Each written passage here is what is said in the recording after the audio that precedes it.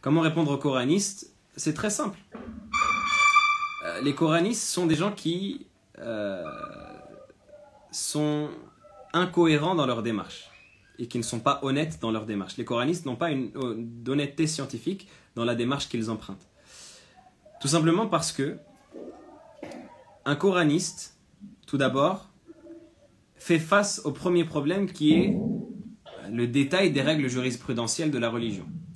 On sait qu'Allah subhanahu wa ta'ala a révélé le Coran comme codex condensé qui contient effectivement tout le savoir et toute la connaissance dont on a besoin, mais qui a été détaillé, expliqué et éclairé par notre messager alayhi salatu wassalam. Et c'est la raison pour laquelle Allah subhanahu wa ta'ala n'a pas simplement révélé un livre qu'il a descendu dans un endroit sur terre, ou révélé un livre dans le cœur de chacun, ou inspiré ce livre-là dans nos esprits, mais qu'il l'a descendu avec un homme, il l'a révélé à un homme, pour que cet homme-là nous transmette.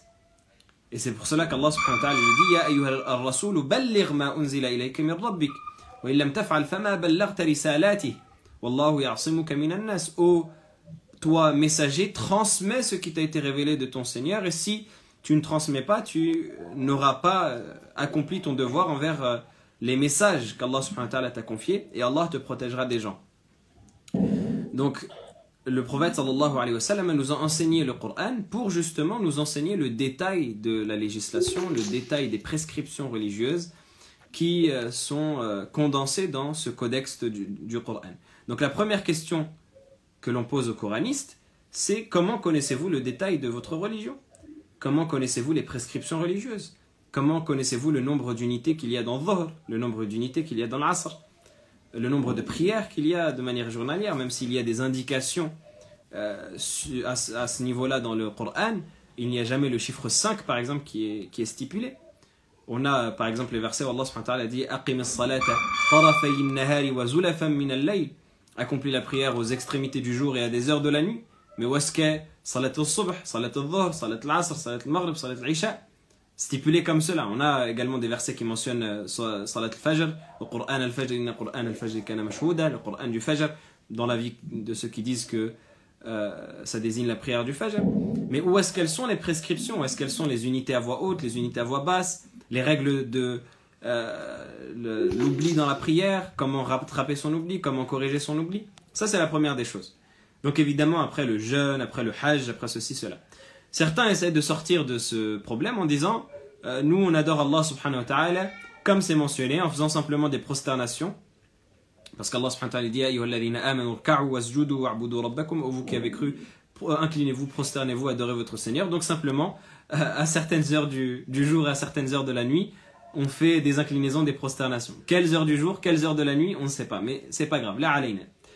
D'accord. On leur dit, tant pis, vous n'avez pas répondu à la première question. On arrive à la deuxième qui est la question définitive. Comment vous est parvenu le Coran? Par quel moyen vous est parvenu le Coran? Est-ce que pareil, vous êtes rentré dans une pièce secrète, dans une salle des trésors, et vous avez trouvé un mushaf comme ça qui est descendu du ciel, exposé sur un piédestal, et vous l'avez pris, vous avez dit, ah ça c'est le Coran? Comment vous est parvenu le Coran? Le Coran est parvenu par des chaînes de transmission. N'est-ce pas? Le Coran est parvenu par des chaînes de transmission. Et d'ailleurs, les chaînes de transmission qui nous ont rapporté le Coran, ce sont exactement les mêmes hommes qui nous ont rapporté les hadiths.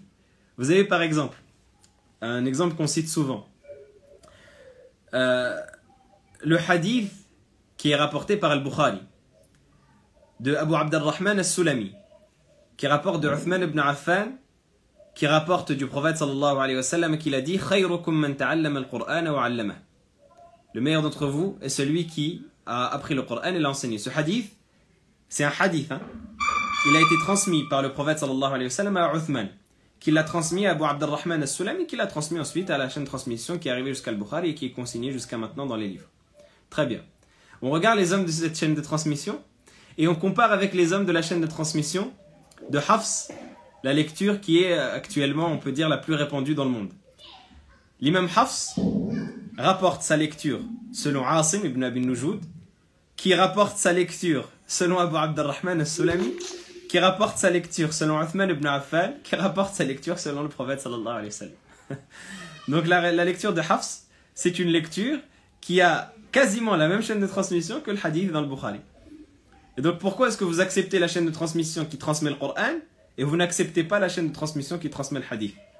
Pourquoi est-ce que là, dans le Coran, vous acceptez le fait que c'est rapporté d'hommes et que ça vous a été transmis oralement, par voie orale par les hommes?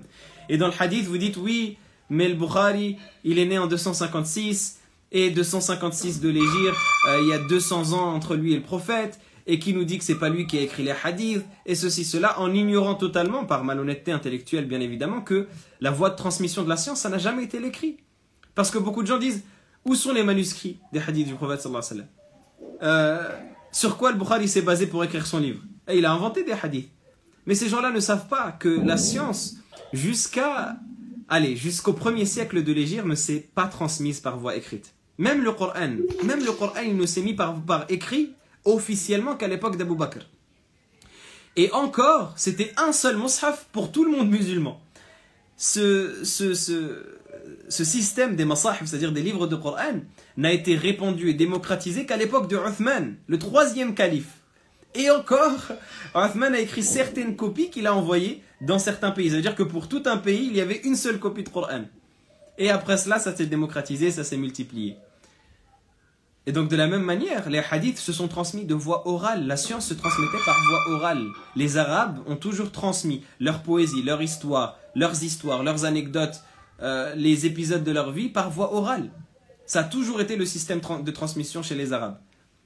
Donc il faut prendre en considération cela pour comprendre que Al-Bukhari au final n'est venu que consigner des hadiths qu'il a reçus de voie orale et qu'il a mémorisés par voie orale. Simplement il les a consignés pour la postérité. Et d'ailleurs ça n'a pas été lui le premier à le faire, parce que le premier a été Ibn Shihab az-Zuhri rahimahullah ta'ala, qui est mort en 124 de l'Hégire, comme le dit Suyuti rahimahullah ta'ala dans la poésie où il dit أول جامع الحديث والأثر ابن شهاب نامرا له عمر. Le premier qui a rassemblé les hadiths et les textes rapportés, c'est Ibn Shihab az-Zuhri, par ordre de Omar ibn Abdul Aziz radiyallahu ta'ala anhu. Donc ça c'était au 1er siècle de l'Hégire. Et donc Ibn Shihab a été le premier à consigner les hadiths du prophète alayhi salatu wassalam avant le Bukhari, qui lui n'est arrivé qu'au 2e siècle de l'Hégire. Et Al-Bukhari écrit les chaînes de transmission. Heureusement qu'Al-Bukhari a pensé à écrire les chaînes de transmission, à dire haddathana fulan an fulan an fulan an al-Nabi sallallahu alayhi wa sallam. Pour vous montrer que haddathana, ce mot-là, haddathana, il nous a transmis par voie orale. Le hadith se transmet par voie orale, ne se transmet pas par écrit. Et l'écriture à l'époque du prophète sallallahu alayhi wa sallam existait des hadiths, mais elle était très rare. Comme Abdullah ibn Amr ibn al-As radiyallahu ta'ala anhu, qui écrivait des hadiths au point où Abu Huraira radiyallahu ta'ala anhu disait: je suis celui qui a mémorisé le plus de hadiths du messager alayhi salatu wassalam parmi les compagnons, mis à part peut-être Abdullah ibn Amr ibn al-As, parce que lui écrivait et moi je n'écrivais pas. Moi je mémorisais dans ma poitrine, dans ma mémoire, et lui il écrivait.